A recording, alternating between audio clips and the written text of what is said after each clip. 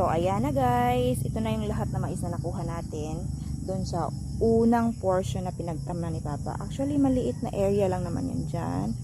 Hanggang dyan. So, hindi yan talaga malawak. So, ito lahat. Tapos nito, lilipat tayo doon. So, nandun yung first portion or area na pinagtamnan ni Papa.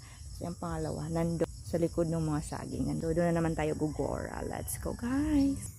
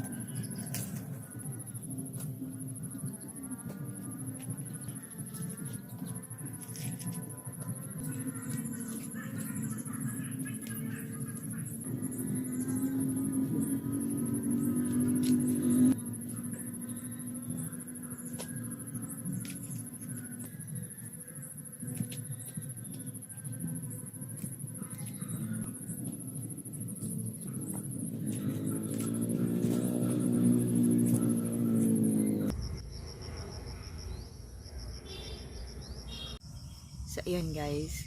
Kasalukuyan ako nagbabalat itong mga nakuha nating mais. At ayan. Yung mga doggies ko, si Kobe at saka si Tisoy, pinuntahan ako. Ewan ko na. Nandun si Papa. Ayun. Kaya pala, akala ko kusa silang pumunta dito. So, ito pa kasi yung mga nakuha natin. Sobrang init ng ng langit. Tumigil ako. Tapos nagpahinga ako dito. At habang nagpapahinga, ito binabalitan ko. So, ayan. Ito mga tinatanggal ko yung mga... Sa Bisaya kasi tinatawag namin itong pakpak. Ulat ng mais. Kasi sa Tagalog or sa Filipino, ang pakpak ay lumilipad. So, ito yung mga nakuha natin. Marami pa tayong kukunin doon. So, tumigil muna nga ako. Kubi! Ting! Tisoy! Init kayo pa, oy. Ning init.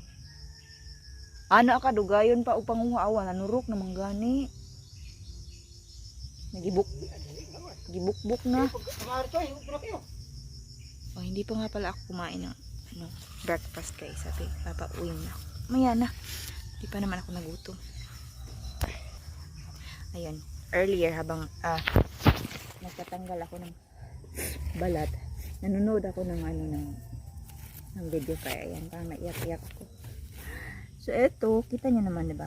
Ito, tumubo na nga. Aside sa, tumutubo na nga pala yung mga mais. Ito, ang dami na rin insekto. Sa Bisaya, tinatawag namin itong bukbuk. O, lumilipad yan. Tapos, kinakain nila yung mga mais natin. O, kita nyo, humagapang. Binubutasan nila yan, tapos doon sila pumapasok. Tapos, pag yan, kinain nyo yung mais na napasukan nila or like naging pugad nila sa loob, maging mapait. yung bigas natin. Okay. Mura tayo. Padayo.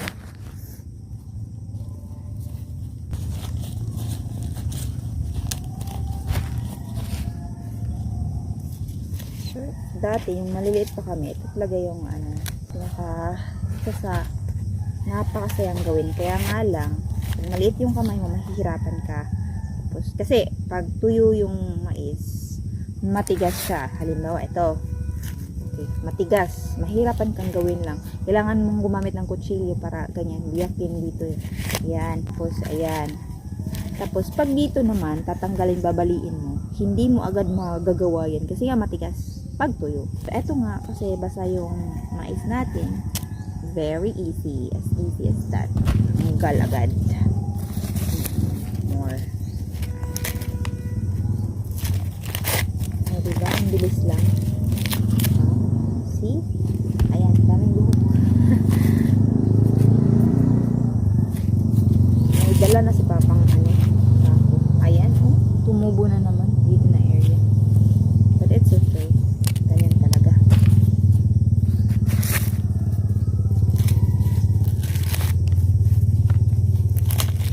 Okay. Ito yung tinatawag namin na bagsang. Maliit. Tapos, yung mga butil niya parang may spaces baga. Eto guys, oh, malaki siya. Tanggalan na. Ayan, diba? Okay. Singhaba ng size ko. Charrots. Ayan guys. Kita nyo? Ayan.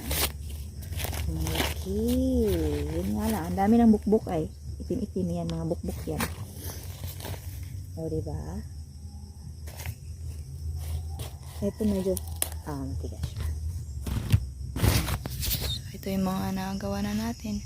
Ayan, kita nyo guys, ang sikat ng araw. As in, masyado nang masakit sa balat. Kaya nga tumigil ako. Ayan, nagtago ako sa lilim nitong puno ng mga saging. Ayan, papasok na.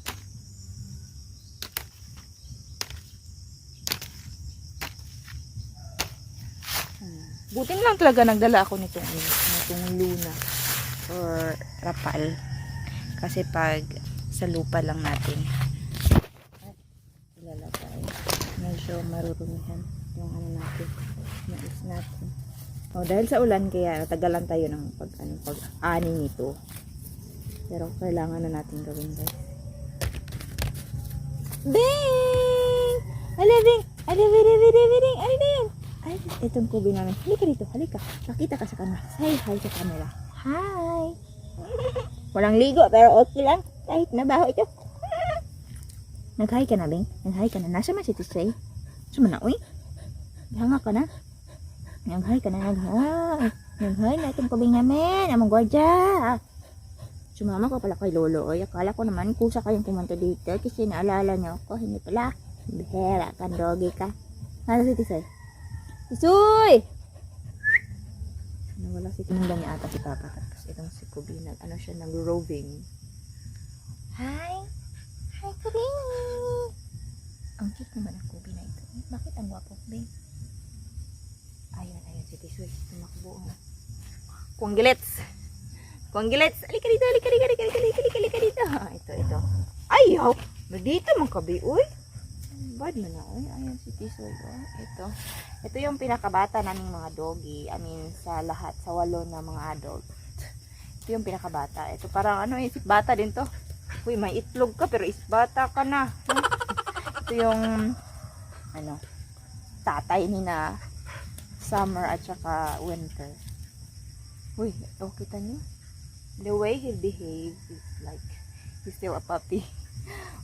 Very playful din si Tisoy. Hi, say hi. Tatoy. Tatoy yung tawag ko dito. Tatoy. Diba? Makikipag eye to eye to. Ano? Sabi mo, say hi sa camera. Say hi. Sabihin mo, gwapo ako. Kaya nga Tisoy ang pangalan ko. Diba? Uy, bataot man nito Tisoy ay. Ay, sa bataot man niya ang Tisoy ay. Panapo ka, nakita mo itlog. O, lagi. Lamano. Ayan, nakikipag-shake. Bakit mo naman kakagatin yung kamay ko dito? Uy, ay. Tilapia ang kamot. Uy, buli. Wala, bantay ka, imong gilid ka ng kamuti ni Lolo dira. Bantay ka lang. Okay na, play na. Kadto si Lolo. So, ganyan. Malilibang ka naman kahit mag-isa ka lang nagtatrabaho dito. Halimbawa, pag pupunta ka sa garden, tapos mag-isa ka lang. Pag nandyan yung mga aso, talagang okay na, solve na. Kasi ang kulit din naman ng mga ito.